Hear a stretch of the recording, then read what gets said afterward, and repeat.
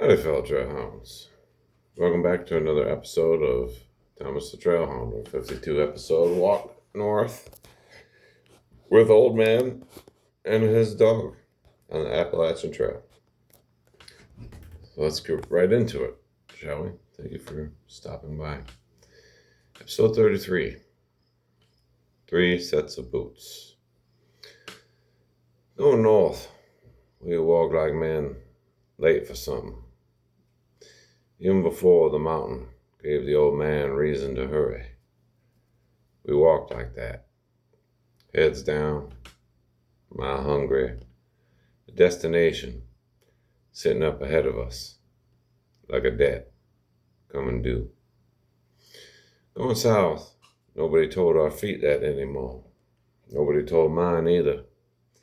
And it took a while, longer than I expected, for the walking to figure out it was allowed to just be walking. The trail had gone green in a way it hadn't been green on the way up. Whole slopes of it. Fangs unclenching after a winter of holding themselves shut. I noticed the old man noticing it too. He'd stop sometimes, not from tiredness.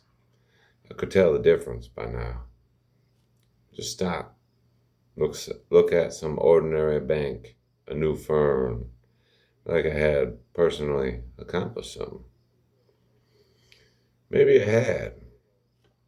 It's not nothing, coming back green after a season of looking dead. 3 sets of boots on the trail take some sorting out. 2 you fall into naturally. Someone leads, someone follows, and it rotates itself without a word. 3 is a different arithmetic. For the first few miles, we kept bunching up wrong. Eka, an old man, walking abreast where the trail was too narrow for it. Me caught underfoot, everybody apologizing to everybody else's boots. By the second day, we'd found it without discussing it. Echo up front, reading the trail before it needed reading. Old man in the middle, no longer needing to be watched every single step, but glad enough to be flanked. Me, wherever I decided the day's business required. Nobody assigned the order. It just arrived, the way good orders do. Eka talked more on this stretch than I'd heard from him yet. Not about anything large.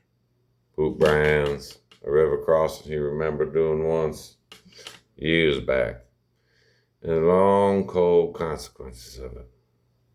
The joke, it wasn't very funny, but the old man laughed at anyway. Mostly at the delivery. This kind of talk that only happens when nobody's scared anymore. And I think that's what I was hearing. We passed a stand, an old trailside blackberry, not ripe yet. Just green fist full of fruit, waiting on the season. The old man stopped and looked at it a long moment. Won't be ready when we're through here, he said. Nah, Echo agreed. Shame.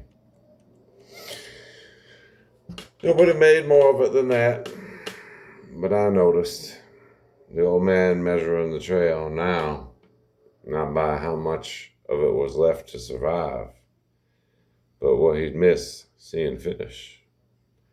That's a different kind of noticing. Only a man with a future does that kind of math.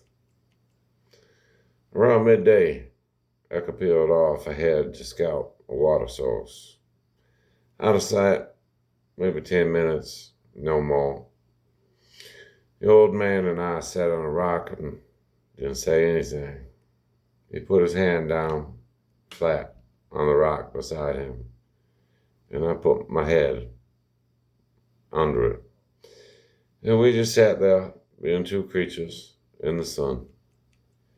When Eka came back down the slope, whistling, The old man's face did something small and unguarded.